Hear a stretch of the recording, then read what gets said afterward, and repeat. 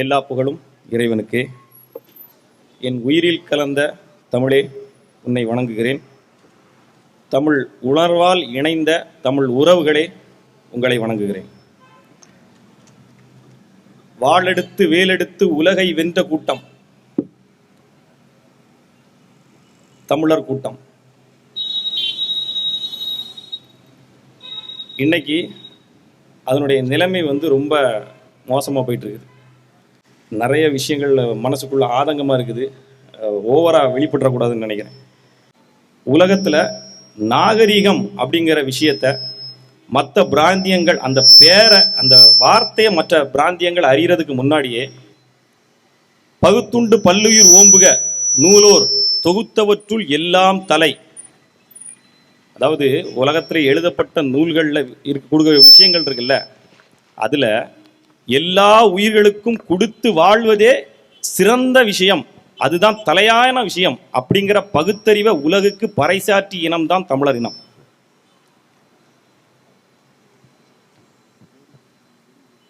இன்னைக்கு அதனுடைய நிலைமை எப்படி இருக்கு அப்படின்னா, 1000 ரூபாவுக்கும் கந்தலான சேலைக்கும் போய் காவல் கிடக்கிற அவல நிலை நிலவிக்கிட்டு இருக்குது. பிறப்புக்கும் எல்லா உயிர்க்கும், அதை பாதியில் சொல்லி முடிச்சிடுறாங்க.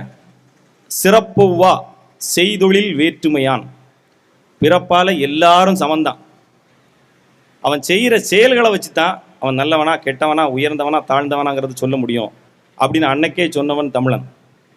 சமத்துவத்தை உலகுக்கு பறைசாற்றியவனும் தமிழன் தான்.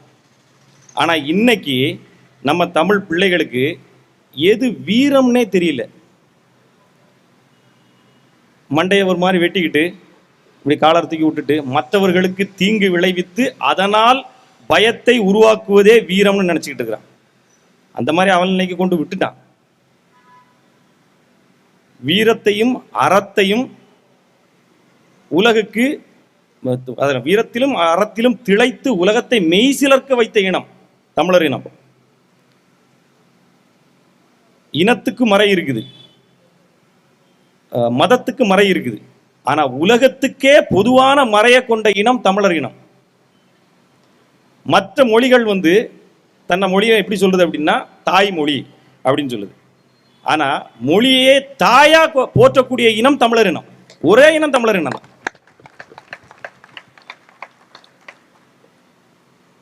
நம்ம வரலாற்றை கொஞ்சம் திரும்பி பார்க்கணும். தமிழா நீ யார் அப்படிங்கிறத கொஞ்சம் வரலாற்றை திரும்பி பார்க்கணும். இவன் எப்படி திரும்பி பார்க்கலாம் தெரியுமா? இடையில் வந்த வந்தேரிகளால் உண்டாக்கப்பட்ட ஜாதிய கட்டமைப்பால் சீர்குலைந்த வரலாறு வரைக்கும் போய் பார்த்துட்டு அப்படியே திரும்பி வந்துட்டு தமிழா சரியில்லை, தமிழர்களில் இந்தந்த குறைகள் இருக்குன்னு சொல்லுவான். நீ கொஞ்சம் சிறிது தூரம் இன்னும் கொஞ்சம் பின்னோக்கி போய் உன் வரலாற்றை திருப்பி படித்து பார்த்தன்னா உன் வீரம் என்ன, உன் அறம் என்ன, உன் வாழ்வியல் முறை என்ன, உன் சமத்துவம் என்ன, உன் சகோதரத்துவம் என்ன, எல்லா உயிர்களுக்கும் சிந்திக்கும் உன் அருமையான குணம் என்ன, இது எல்லாமே உனக்கு புரியும். இந்த குணங்கள் எல்லாம் இன்னைக்கு உனக்குள்ள வெளிப்பட்டுக்கிட்டு இருந்துச்சுன்னா, நான் சொல்ற அறம், அன்பு, வீரம், மானம், எல்லா உயிர்களுக்கும் சிந்திக்கிற தன்மை, இது எல்லாருக்குள்ளேயும் தமிழனா இருந்து எல்லாருக்குள்ளேயும் வெளிப்பட்டு இருந்ததுன்னா இன்னைக்கு நாம வாழ்ற பூமி சொர்க்க பூமியா இருக்கும். ஆனா இது எல்லாம் தமிழனுக்குள்ள இருக்குதா அப்படின்னு கேட்டா சிலர் சொல்லுவாங்க, இல்லை அதெல்லாம் இல்லைப்பா, அப்படிலாம் இருக்க முடியாது, எல்லாரும் அவங்கவுங்க மாறிட்டாங்க அப்படின்னு. தமிழ் தாய் நம்ம தாயின்னு சொல்றோம், அவளுக்கு உயிர் இருக்குது. அவ பெற்றெடுத்த பிள்ளைகளுக்குள்ள இந்த அறம், இந்த வீரம், மானம், அன்பு, இந்த மாதிரி நல்ல குணங்கள்லாம் இயற்கையாகவே உள்ளது. என்ன விஷயம்னா, தூங்கி கொண்டிருக்கும் தோட்டாக்களை போல அது உள்ள தூங்கிக்கிட்டு இருக்கு. அது ஏன் தூங்கிக்கிட்டு இருக்குன்னா தூங்க வைக்கப்பட்டுச்சு. ஏன் தூங்க வைக்கப்பட்டுச்சுன்னா, கல் தோன்றி மண் தோன்றா காலத்தை வாளோடு முன் தோன்றிய மூத்த குடியான் தமிழ் குடி. இவங்களுக்கு இப்படி ஒரு பெருமை இருக்குதான். இன்னைக்கு எகிப்துல பிரமிடு கட்டியிருக்கிறான். அந்த பிரமிட்ல தமிழனுடைய தமிழ் எழுத்துக்கள் எழுதியிருக்கிறான். அதுவும் சிறப்பா இங்கோட ஒரு மன்னனை பத்தி எழுதியிருக்கிறான். இது மட்டும் இல்ல, எக்கச்சக்கமான இவனுடைய பெருமைகள் நிறைய இருக்குது. இவனை விட்டா இந்த உலகம் தமிழனை தான் முதன்மையா கொண்டாடும்.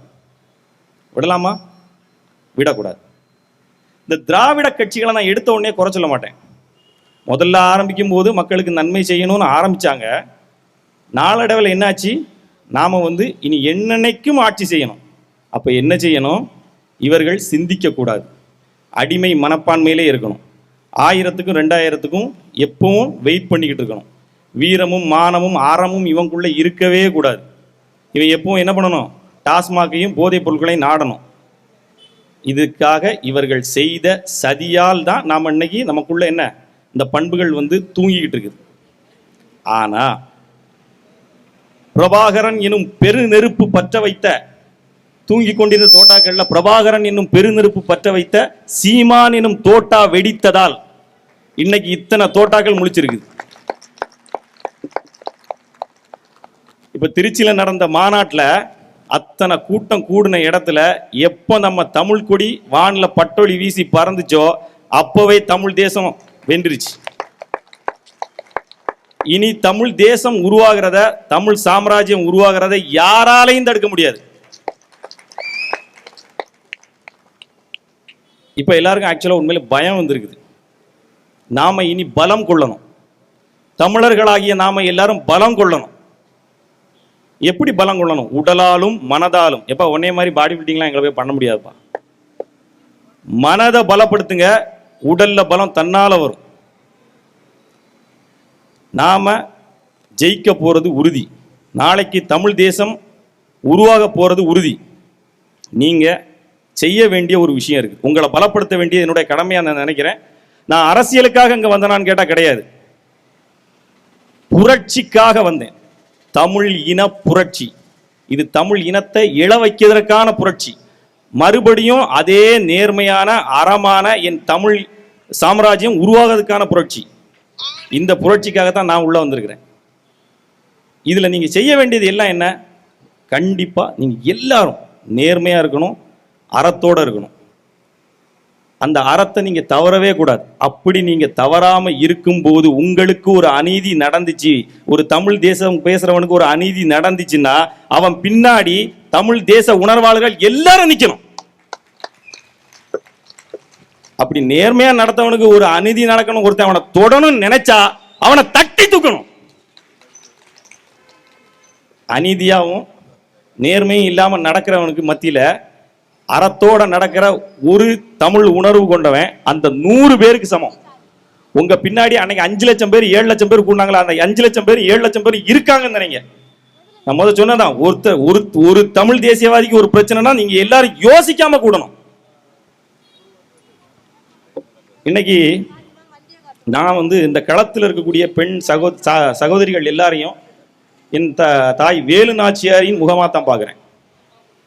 இன்னைக்கு கன்னியாகுமரியின் நாச்சியாரா இங்கே உட்கார்ந்துருக்கிற என்னுடைய அன்பு சகோதரி மரிய ஜெனிஃபர் அவர்கள் அறிவிலும் சிந்தனையிலும் மக்களுக்காக களத்தில் நிற்கிறதுலையும் இவங்களுக்கு இணையா ஒருத்தரை காட்டுங்க பார்ப்போம்.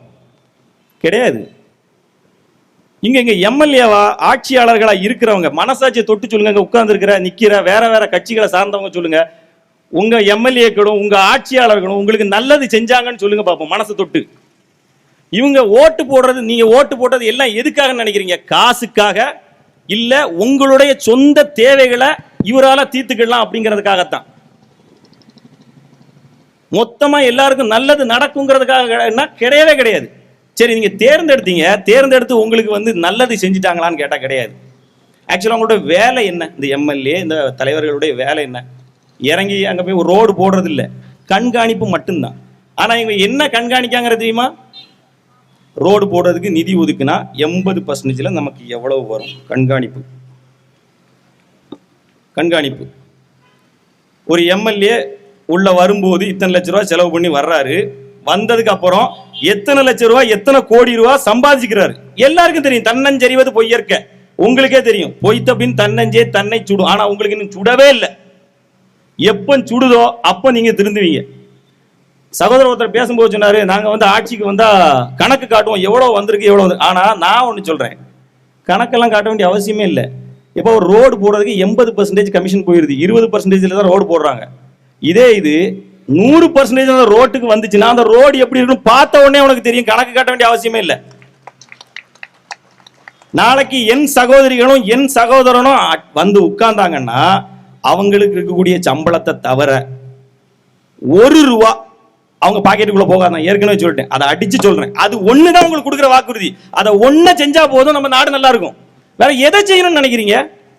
நான் திட்டங்கள் கொண்டு வரும். அது பொதுவா இருக்கக்கூடிய திட்டங்களை அவங்க வந்து கண்காணிச்சா மட்டும் போதும். அவங்க வேலை கண்காணிப்பு, அதை மட்டும் அவங்க செஞ்சா போதும்.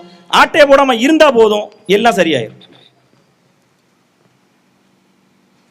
மரிய ஜெனிஃபர் அவர்களுக்கு நீங்க ஓட்டு போட்டா இதே கன்னியாகுமரி மாவட்டம் ஒரே வருஷத்துல நீங்க நினைச்சு பார்க்க முடியாத அளவுக்கு சொர்க்க பூமியை அவங்க மாத்தி காட்டுவாங்க. சவால். இன்னைக்கு அவங்களுடைய பேஜில் போய் பார்த்தீங்கன்னா தெரியும், கன்னியாகுமரியில் எங்கெங்கே என்னென்ன பிரச்சனைகள் இருக்கு, மூலை முடுக்குகள்லேயே மக்களுக்கு என்ன தேவை அப்படிங்கிற எல்லா விஷயத்தையும் இப்போவே ஆர்டர் போட்டு வச்சிருக்கிறாங்க. வந்தால் ஒன்று ஒன்றா செய்வாங்க. நீ ஓட்டு போட்டு பாரு, அவங்கள ஜெயிக்க வச்சு பாரு, அப்போ தெரியும். இங்கே எல்லாருக்குள்ளே அந்த உணர்வு இருக்குது. ஆனால் கொஞ்சம் ஒரு தடவை சிந்திங்க, நமக்கு நல்லது நடக்கணும், அதை மட்டும் யோசி. எல்லா உயிர்களுக்கும் நல்லது நடக்கணும், அதை மட்டும் யோசி. நான் மட்டும் நல்லா இருந்தால் போதும், அவர் கூட இருந்தால் எனக்கு இவ்வளோ காசு கிடைக்கும், அதை தூக்கி தூர போட்டுட்டு எல்லாரும் நல்லா இருக்கணும்டா, அதுக்காக மட்டும் ஓட்டு போடு. ஓகே, ஆனால் இப்போ நான் ஓட்டு போடணும் கேட்க வேண்டிய அவசியம் இல்லை. இந்த தடவை நம்ம ஜெயிப்போம் சீரியஸா. ஏன்னா இந்த தடவை எல்லாரும் வந்து சாதாரணமாக தான் எப்பவும் போல மாநாட்டுக்கு வாங்கன்னு சொன்னாங்க. ஆனால் திரண்ட கூட்டம் இருக்குல்ல, நான் தான் முதலே சொன்னோம்ல, என் தமிழ் தாய் கொடுத்த உணர்வு, அவ்வளவு கூட்டம் கூடிச்சு, எல்லாம் உணர்வாக இருந்துட்டாங்க. இது வந்து உலகம் நடத்துகிற ஒரு ஆச்சரியம். ஓகேவா? இந்த தடவை நம்ம ஜெயிச்சே தீருவோம். ஆட்சியில் உட்கார்றோமோ இல்லை, எதிர்கட்சியாவாச்சும் உட்கார்றோம். அவங்க ஜெயிப்பாங்களா இல்லையா அப்படிங்கிறதுக்கு நான் வந்து இப்போ ஒரு விஷயம் பண்ணலான்னு யோசிக்கிறேன். எல்லாரும் அவங்களுக்காக எந்திரிச்சு வெற்றி முழக்கம் தமிழ் தாய் வாழ்கன்னு கொடுத்தீங்கன்னா இந்த தடவை ஜெனிஃபர் அக்கா ஜெயிச்சிருவாங்க. ஒருத்தர் கூட உட்காரக்கூடாது. ஒருத்தர் உட்கார்ந்தாலும் நம்ம வெற்றியில சந்தேகம் இருக்குது. தமிழ் தாய் வாழ்க, தலைவர் பிரபாகரன் வாழ்க, நமது வெற்றி திருமகள், நம்மளுடைய வருங்கால எம்எல்ஏ யாரு? கன்னியாகுமரி மாவட்ட எம்எல்ஏ மரிய ஜெனிஃபர். அடுத்த எம்எல்ஏ அவங்க தான் ஜெயிக்கிறாங்க, இந்த கன்னியாகுமரி மாவட்டம் வாழ வைக்கிறாங்க. நன்றி, வணக்கம்.